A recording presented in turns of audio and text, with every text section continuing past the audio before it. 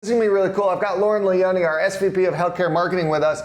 And today we're going to be talking about something very near and dear to our hearts because our target client, 90% of our clients are PE-backed high-growth healthcare groups that have formed an MSO and then go and buy a platform and then want to do roll-ups, scale them up, and then obviously offload them in the next few years. So we're going to be talking about the most effective way from the marketing side to get that done. What are the first things you need to do to make sure those new acquisitions are rolled in accordingly and that they start scaling patient acquisition really quickly. The economy is changing, so there's going to be very little room for error, and I think this episode is going to help you get your feet on the ground really quickly and scaling. Lauren, welcome back. Thanks, Alex. To your office. Yes, I've been here all along. Yes, and thank y'all for listening. Morning, afternoon, and evening. This is going to be fun wherever you are, whenever you are. All right, Lauren, so high level, when you're looking at a new platform that's coming on board, what's your few step playbook you need to see happen? What are you advising our team? We've got a proven process here. What are you looking to do in the first 90 days? It is generally the same every time, right? So first of all, looking at your technologies, your website, your online booking, how you're going to integrate into the patient experience. So getting that consistent. Typically we're rebuilding that from the ground up. Then we've got to look at your organic. So those are things like, ranking for local terms, Google My Business rollout, citation, review generation. Those things can also happen immediately. Got it. Once those things are launched, then it's really amping up your patient acquisition. So typically paid search is rolling out, as soon as that website launches, we're ready to go with some patient acquisition campaigns. And then we can look down the road at things like, how does, performance branding play into this? What do we need to be doing and saying on other channels? Lauren, you get calls like this all the time. New MSO has formed. They're looking at the new platform or the first platform has been acquired. What's the advice you give them? High level, these are the things you need to get right from the jump. Yeah, oftentimes I'm getting a call from someone at the PE firm even, right? They haven't even stood up a marketing department yet because this is a brand new MSO and they're just starting to acquire brands. Really get the technical foundation right. Think about the long-term growth plan because it's a lot easier now to implement new tech, build new websites, come up with the structure than it's going to be when you have 10 platforms and you're trying to convince everyone to roll, onto different technologies at the same time. Absolutely. And so so it starts with having the right platform for the platform, the right website platform for the platform, right? So let's talk about that. When you look at the website, what are you looking to see? Do you want everybody on one? Do you want one thing that can scale and everybody keeps their domains? And what do you want to do? Yeah, we're here to meet the needs of how you plan to grow, but more often than not, the name of the game nowadays is retaining the local brand. So, there's equity in that. There's equity in the doctor's name, in what they've built. You've acquired them for a reason.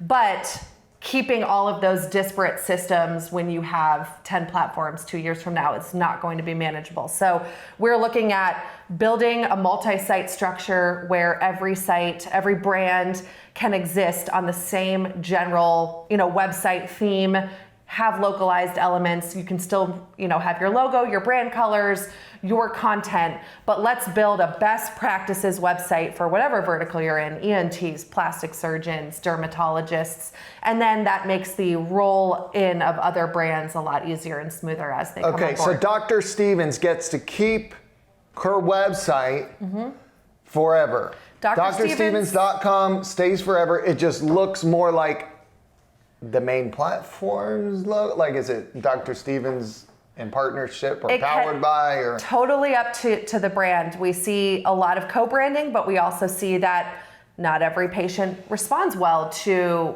affiliated with a larger known entity. So that's not always what's happening. It's more about the foundation, the back end of the website, how it's managed, how it's structured, the content on it being uniform so that there is no doubt that the variance in how these different brands are performing digitally or offline, they're on a uniform system. The patients get the same experience no matter which of your companies they're coming through.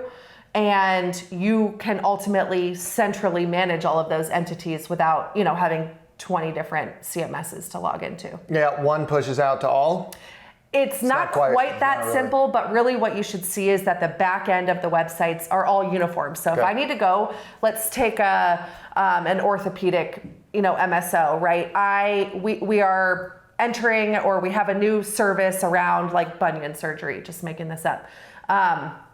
And I want to roll that out across my 19 different platforms. Going in and adding that page to every site should be really simple. It should be, one big push, not, hey, let me figure it out on this CMS. And then this guy doesn't have a services section. How am I going to incorporate that? Just making it really simple. Okay. First time bunion's ever been mentioned on a healthcare marketing podcast. It's top of mind because I've spoken to a couple podiatrists lately. So. Okay. So you got one platform. Everybody's on WordPress. That's our favorite, right?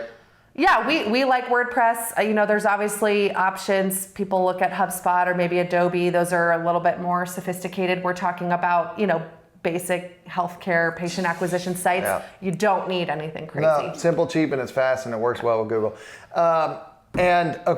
So MSO makes a purchase for the platform. Platform's going to roll in a new acquisition, Dr. Stevens. Do you say, Dr. Stevens, this is the color template, we're going to keep your logo, or do you say, here are 3 website options? You pick one and they all work with us. Yeah, think about your audience and how involved they want to be. You obviously acquired them for a reason, but at the end of the day, they sold their practice to you because they want to practice medicine and not worry about this kind of stuff. So if you could keep it as simple as possible, take the decisioning out of their hands. I'm sure that they probably don't want to be that involved, but hey, you already have your logo. Here's your color book. Here's what the fonts are going to be, have an input on maybe what some of the content is, but ultimately we are going to produce the content that is going to rank best organically, and it can be clinically reviewed, but that is going to drive leads. That's why we're here. We're not here to, write a clinical ebook on the surgery. It's not a research bunion study. It is not a research bunion study. And the content needs to be turned around quickly, okay? The providers drag things along. All of a sudden, they want to say when the website's launching, that we don't have enough patient testimonials, or the colors are off, all of that stuff. Set the stage early. This is a marketing decision. We're going to take very little input from you, please, if possible. Okay, so websites are all going to be pretty uniform. Do you start launching Facebook ads on day 2? You do not. Maybe not Facebook. It depends. But, I think the other thing that goes into the website, one more note on that, if you are, from an operational perspective, rolling out consistency in how you intake patients, I think, and integrating that consistently into the site is another step. So are you rolling out online booking? What is that interface going to look like? Are all the patients going to have a uniform experience? When those leads come in, where are they going? Making sure that that's consistent. And that will lend later down the road to a really clear path in how to track the efficacy of your campaigns. So your search ads, your Facebook ads, your organic, your Google My Business, like those strategies. What you don't want to do is have, an inconsistent experience and an inconsistent tracking mechanism so that you don't know if Dr. Stevens' practice is performing this way because of competitive pressure, or they just have a poor user experience, or they have operational issues. Like, let's create one uniform system on the front end, the acquisition end. Mm-hmm. Don't go buying a bunch of roll-ups when you don't have like a consistent online booking system, follow-ups, call centers, consolidated. They move too quick, sounds like. I see a lot of, I think they can happen in conjunction. I know rolling out technologies and the impact on operations can take time. Getting people to adopt new platforms on how they intake patients is a process. But think about that as something that should and could happen alongside the website. Okay. And so we're not launching ads, we're getting a consistent patient experience, and we want this thing showing up in Google somehow pretty quickly, right? Like, where do you start? Google Ads, SEO? I'm assuming it's SEO with the free stuff, right? Yeah, SEO is an inherent part of the website build, which is why a lot of groups choose to go that route instead of retaining the exact site as it is. So we discussed how to get a website. The website's uniform, but working for the affiliates too that were just acquired, and giving them some options. SEO, getting that structured correctly, technical perspective, and doing the right things there so that they show up correctly for the brand terms and non-brand over time. Then you're really ramping up patient acquisition. Quickest way to do that, Google Ads, and that's the majority of what our PE-backed high-growth healthcare groups care most about. I love SEO, hurts my heart, but that's the truth. What do you suggest when you've got a new platform coming on? Do you wait for websites to be finished? Do you launch landing pages? Do they work? Certain verticals work more than others. What do you find? What's the quickest way to get Google Ads scaling while we're building websites or getting everything uniform? Yeah, I mean, if you are acquiring a platform and you have urgent needs around capacity of providers, you need to fill books, getting paid search up and running during that website process is totally possible. I would caution that if you do not have your patient booking experience sorted out, at least to some degree, right? You can intake phone calls well, you can do callbacks, then don't launch media until you're able to do that. But if some of those basic infrastructure are in place, while we're building the website, we can always stand up a landing page. It'll take about, 2 to 3 weeks to do so. And that's another thing that we can, make uniform across a number of different platforms is that user experience on the website or on the landing page side. And then we can start driving patient acquisition campaigns. The name of the game, if we're really focusing on new patient acquisition, is going to be demand capture. So out there on the internet exists a subset of people who are already looking for your service. We just want to be there when they're looking. When websites launch, do you keep the campaigns going to landing pages, or do you redirect? Do you start sending the traffic to the main site where there's more content? There is not a right or wrong answer to that.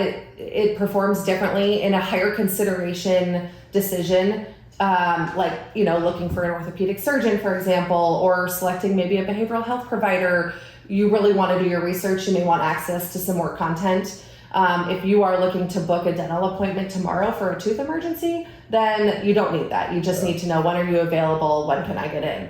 So A/B testing that is probably a good strategy, right? Let's split our traffic between the two and determine what performs best. It may also be that your new website that we've just launched for you has that improved patient experience that wasn't in place for the landing page because we didn't have online booking. So you may then have to go back and revisit your landing page strategy. Okay. New campaigns that launch for these new platforms, are we tracking actual patients or just leads?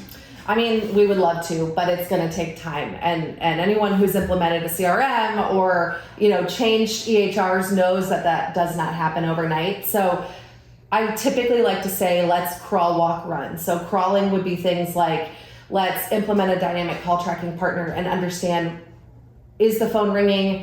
When is it ringing? What keywords are causing it to ring? Let's set some benchmarks on the duration of that call so that we can see, did it get answered? Did it last at least 60 seconds? Was it a quick call and hang up?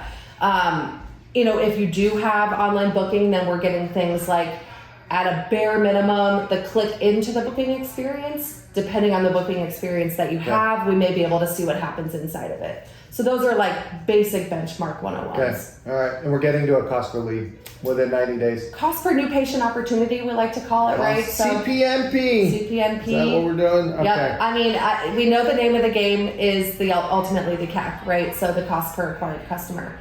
But that. How long does that take? A year of data or something like that? Yeah, we've got to build structures and systems so that you are understanding when a patient comes in, what their source was, so that we can then tie it back to the marketing effort and the dollars spent against that effort. Separate episode. It's a process. That's going to be a separate episode entirely. All right, today, MSOs, with your new platforms, we talk about getting the websites right, making sure that the acquired practices feel good, giving them options, but everybody's staying consistent.